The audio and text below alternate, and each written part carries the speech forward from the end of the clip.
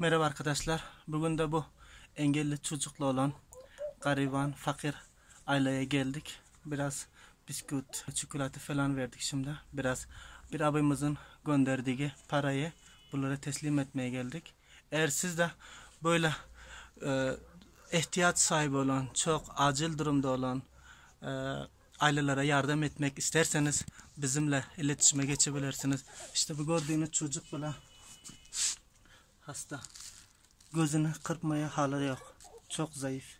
Yeni doktordan gelmiş ama baya çok durumu çok kötü. Eğer böyle ailelere yardım etmek isterseniz biz ulaştırırız. İhtiyaç sahiplerine yetiştiririz inşallah. Evet arkadaşlar, işte bu abimizin gönderdiği parayı şimdi nakdi olarak bu aileye, ihtiyaç sahibi olan aileye getirdik. Şimdi teslim ediyoruz sizin yanınızda. 1, 2, 3, 4, 5, 6, 7, 8, 9. İşte 9.000 Afgan'ı bu aileye teslim ettik. İnşallah sizin de böyle ihtiyaç sahibi olan ailelere yardım etmek isterseniz, bu çok durumdaki olan ailelere yardım etmek isterseniz biz inşallah bu ihtiyaç sahiplerine ulaştırırız. Sizin de yardımlarınızı bekliyoruz inşallah.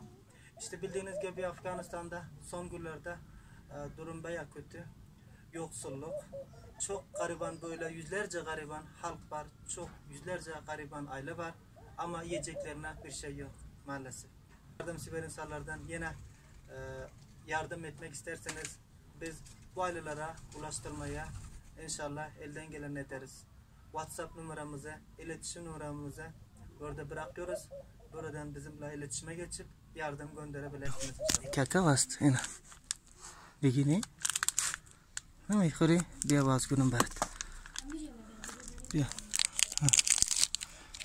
Ya avaz günün barat. Ina. Avaz günün begini. Ey aferin.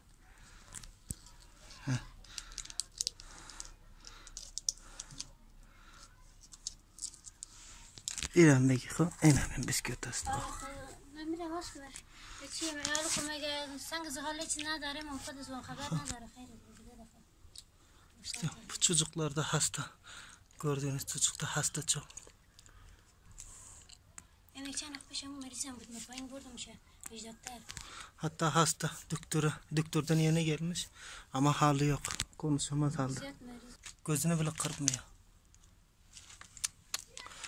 Allah kendisi yardım etsin. İşte bu çocuk da konuşamıyor, hem de engelli. Biraz felç getirmiş. Durumları çok zor.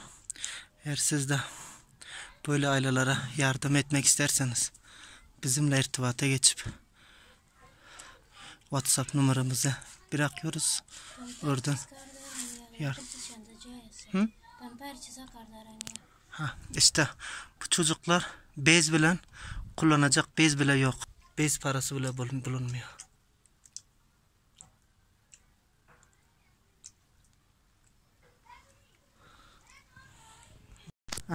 Bunları da sana getirdim, tamam mı? İyi. İşte bisküvitler de senden. Ama paysara daden barmo amura girtim au barqmo qaçda barazamu daden walpas au barqmo hiçişde avam darim al barqam darim paysara tawil kede pas barqam Muhammed ama paysara kşuma barma daden خير ببینین دیگه خاطر از این مشکل که دارین خیر ببینین هر چیز از خدا جان بخواین خدا بتیتونه هر مشکلی که داره خدا جان براتون بخیر آسان کنه همیار پدرشان بندیسته دیگه خیر ببینید زیاد خیر ببینید زیاد خوش هستی بس پیشتون ایسا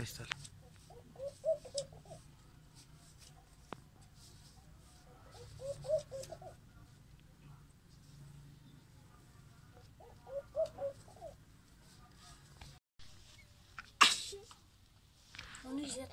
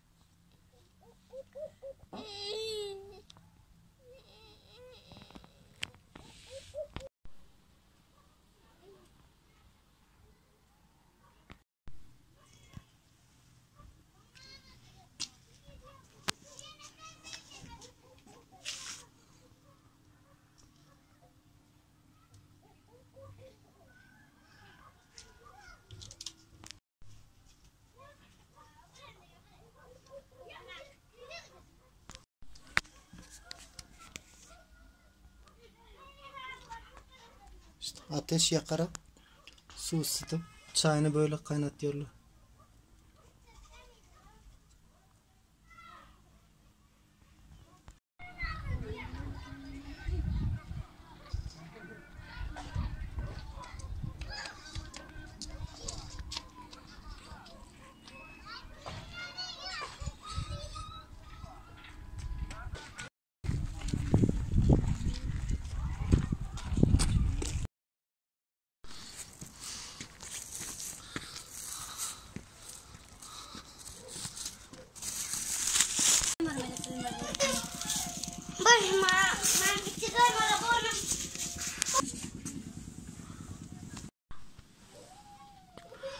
Evet, gördüğünüz gibi arkadaşlar, bunlar öyle yoksul ki iki aile yaşıyor, aralarına böyle plastikle birbirine kapatıyorlar. İşte soğuk, kışın soğuk olmasın diye işte bu halde yaşıyor.